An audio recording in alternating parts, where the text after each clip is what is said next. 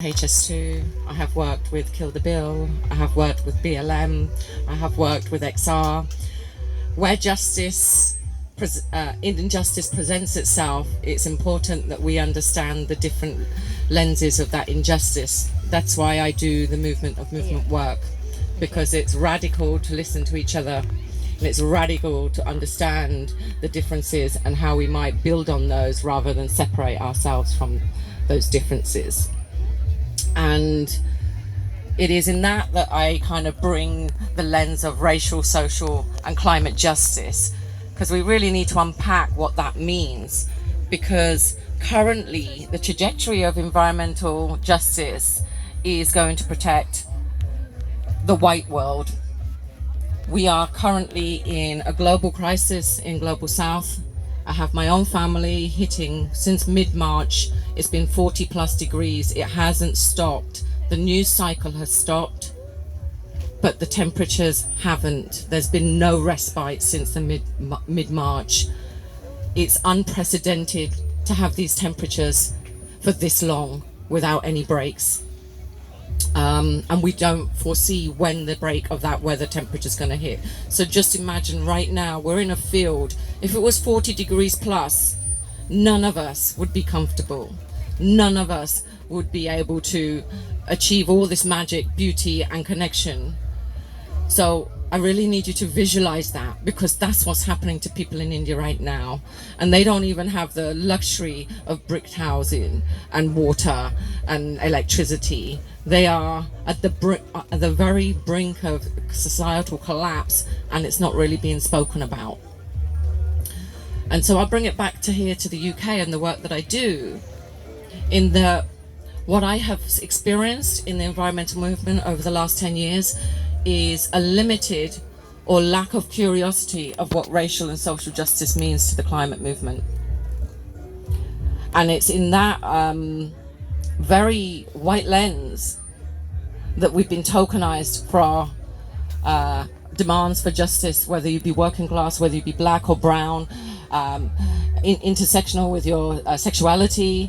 You know, we've been left behind. In this country, we are already seeing millions of people being left behind. So if we are to have a true climate justice, then we must embed social and racial justice from the outset. Otherwise, we're just going to recreate the injustices for the very few that get to survive, because that's what the trajectory is now. We are on the brink of extinction as a species, and I can't make that any clearer. That unless we really learn how to unite with each other and understand that different people can contribute in different ways. So there's many people, I sit in XR, as you know, that I won't present myself for being arrested, but I'm truly grateful for those that can step over that line and really push this dialogue. However, that doesn't mean I can't be part of the movement. I do a whole host of work, including work like this, but also including informing the movement of the racial lens that I hold, the lived experience, and where they might be getting it wrong and where they're radically getting it wrong. And I'll be standing going, no, I need you to still do the work, but you need to take this information on, right? So it's about informing movements where you have criticism for a movement that's not working in the way that you, because you have a lens and you can understand that there's injustice in that. Step up, speak out, because we are only going to meet the challenge if we all learn to speak to each other and actually take on each other's lived experiences and the wisdom. No one person, this is an experiment, guys. We are in the societal, it's going to require the biggest societal experiment that we could possibly stand to. But how are we going to stand to this united? And that's if we know how to listen to each other. And you know, I've been very lucky. This space is going to have people from Just Stop Oil here, Insulate Britain, and there's been some very tensionful moments of some of the work that they've done. They've done some amazing stuff, but there's also some really racial tensions of lenses that they've done really badly on. And having those conversations so we can have people more educated and more informed, so that the next round is more inclusive, because we need all the people, right? And when people ask me why I do the work I do, My God, guys, just so you know, I cry pretty much every day. I'm angry pretty much every day, but I'm also super excited and honored and humbled by the work that I see other people prepared to stand to do. So it is a struggle. And disproportionately is a bigger struggle because I'm very few brown people in the movements in climate conversations in this country. But I still step up to it. So pick your place. Everybody can be part of this conversation. Pick your place. And it can be small, but everybody needs to take a stand, whatever that looks like, in whatever shape or form. And that's why intersectionality of justice is important, because when we criticize each other saying, well, they only do that, so they can't inform me when I'm doing this much extra work and putting my life at liberty. No, I say no to that disparity, because actually it's even more that they listen to this person over here that has a lens of information that they haven't seen. Because if we're truly going to have system change, it requires us to radically get more educated. And we have left education to the state and to the system. It's self-education, guys. If we want to survive as a species, every person has to undertake self-education. No one's going to be teaching you it. We have the 1% and corporate interests ready to completely destroy any kind of living planet that we've ever known. And remember that this is actually coming to us sooner than most people have been informed.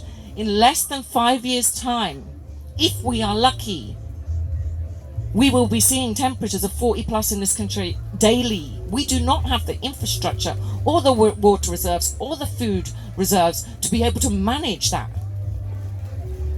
So this isn't just about some far away thing happening in the global south. This thing is coming at full speed, hurtling straight to your front door. So it's imperative that you get more informed, and you don't have, just take the small steps, and from the small steps you can build to the next step. If you try and eat a cake all in one go, it's going to be overwhelming and you'll never be able to step up to the plate. Cut and slice up the cake and take a little bit of a bite and then move forward from there. But it is the inclusivity space that we make that more people can take part in the conversation. So there's going to be times when we talk about racial justice, that's really going to trigger something in you going, well, I'm not like that, and I don't know why she's speaking about this like that. But to hold that, because actually the sentiment is not about individual, it's about society around you, that you need to call it out. You individually may not be that, but consent is not calling it out when you see it in your community or within your family, right? We have to start with our family and friends first.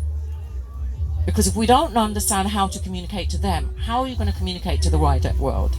Because if everybody here went home and dealt with their friends and families, we wouldn't need a space like this. Right? We wouldn't need a space like this. It would be happening in communities because we understand how to keep our communities healthy. Because this is where I'll give you the most recent uprising, which is the Indian farmers. Now, people don't really realize that the Indian farmers didn't just went, oh God, this policy's happening, and a few good people step up and go, right, we're going to attack that, everybody follow us. No. Okay, that's not how this worked. In India, the communities are strong. And when this bill came along, the network talked to each other. And that's why they were able to rapidly go, because they had a community network already in place. That's how they've survived. That's the only way they can survive in a country like India. So they went to the communities to check in with them. And when they got the numbers, then they would set a date and then everyone followed. Right? Now, that shouldn't sound radical. This is the practice that Global South has had to deploy to survive, because colonialism was effectively meant to destroy me, meant to have my existence completely obliterated. But the reason I'm alive is because my family and my ancestors knew how to stick together as a community and protect each other. Right? So my existence is resistance. The very fact that I'm even alive means that my community knew how to look after itself. Right? So that's what needs to happen here, into our communities, into our family and friends. We need to get tight on this and recognize the threat that we're under, because there's only so many talks like this that will transcend anything. So I would welcome, there's a first step from leaving this space, is that you at least have this conversation with one person today, this weekend. Because we are in the most beautiful place, and this is all at risk, guys. We're not going to be able to party and enjoy and be creative and have all this very soon. This is going to be underwater. This is floodplain, guys. This area, this farmland, this is not going to be here for us. So it's in the awareness that, yes, it sounds big, yes, it sounds scary, but guess what? These challenges have been met before. So I'll give you another example. And this is the Black Panthers, right? So a lot of people don't realize that they did not start at the top and somebody led. The Black Panthers, because of the miscommunication and the whitewashing of it, radically what they were about mobilizing their communities. They actually deployed Global South understanding of how to put resilience in communities, and they were building like this for many years. So when the tipping point came, it wasn't from one person leading, it was all the communities leading together to head to town, right? And then know that it was so we talk about nonviolent direct action. Let me be very clear. There is always going to be violence if we're going to meet it in the scale that we're needing to meet for our existence. So it is really important, because I can't unpack it all now for everyone, but that we question how we consider what non-violence means. Because actually, violence will be part of what is going to happen here. Because the state is going to do it. It's not the people that want to be violent. The state is going to come violently towards us. Right?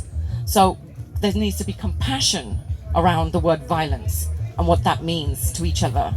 Because as much as I'm a non-violent direct activist, guess what? If someone came towards me with a truncheon and ready to hit my head, I'm not going to just, maybe I go into self-defense mode, but maybe, because I've never been put under that situation, flight or fight mode happens, and I might pick up a truncheon. Right? So we need to explore that we can talk about these abstract theories from books and things like this and have compassion and intent, but the reality may be something different, which is what happened in Bristol. So the other movement I also work with is Kill the Bill. Now, in less than 3 months, we had a national 60 protests happening across the country, from small to medium to large scale. So it hit the communities, right? And the state saw that, especially in Bristol. They were like, shit, because that community was tight. They were already doing the work against police oppression. So they were at the front line very quickly. And the state saw that, and they brought violence. So if there's number one thing outside of having conversations is, if you can, please go online and send a message of love to those that have been imprisoned. And whether that be for Kill the Bill, whether that be for people that have stood up in the climate movement in XR, or whether that mean that people that stood up in social justice or press awareness like Julian Assange, right? It's across the board. All of these things are interconnected, and we need to do them all.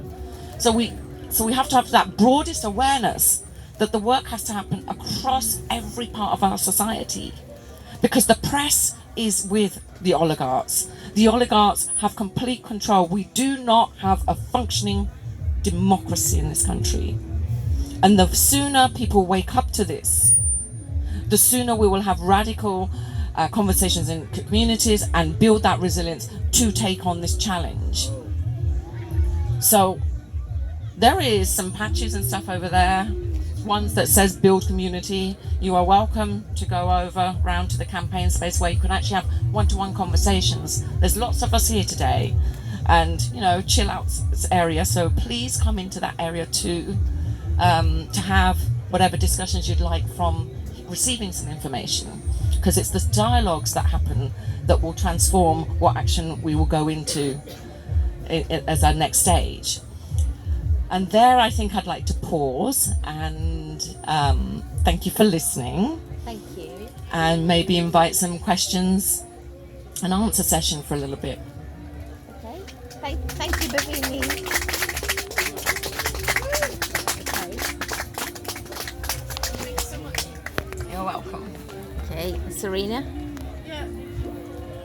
would you like the mic? Although I've been an activist for some 4 years, I still struggle so hard to start the conversation because I don't know where to take the hope. You know, I want to give hope, and I really struggle to do that. I'd like to know how you start the conversation and with hope. Thank you for the question. It's a really important question, and this is where my process to this is digging deep within myself, not externally. In the freedom is hope, right? Survival is hope. Love is hope. Action is hope. All of these things are hopeful. You don't do them going, well, nothing's going to work, so I'm still going to do that. Because what energy you bring is what you're going to create. So really, and I do talk about grounding a lot, that before you undertake any work of speaking to other people, ground yourself, make sure that you're hopeful before you start speaking. And remind yourself where that hope comes from and why you do what you're doing, because that will come out in the conversation naturally, and it won't feel like having to do this conversation. It's really for me, I do it and I pick my moments. If there's times when I'm not feeling it, don't feel need to step up at that point, right? Because then you're authentic and genuine. Because I see loads of hope in you. Because look at this, you're here every time, I've seen you everywhere. Of course that's hopeful, and just a turning up is a hopeful action. Thank you. You're welcome. Yes. Thank you so much for your talk. Really good. I'd love to talk to you later about how our campaign Just Stop Oil can work better. So we'd love to have a conversation. But just to say that if you're interested in doing some training in non-violence, we have a workshop happening in the camping space at 3 o'clock. Sorry to interrupt your talk. I just wanted That's okay, that's really important to share. So not only are we having one-to-one radical conversations where you can explore conversations without having lots of lenses on you, the campaign space literally is you turn right and it's 3 doors down. And we do have non-violent direct training taking place from 2 o'clock to 5 o'clock. So please, From 3 o'clock. 3 o'clock to 5 o'clock. So it's so important to explore this, to have, what I find is people think they know what non-violent direct action is by bits of information they've picked up, but actually having half an hour and concise information being received that you can then explore it more deeply. So yeah, I really encourage people to go to that. Thank you for raising it.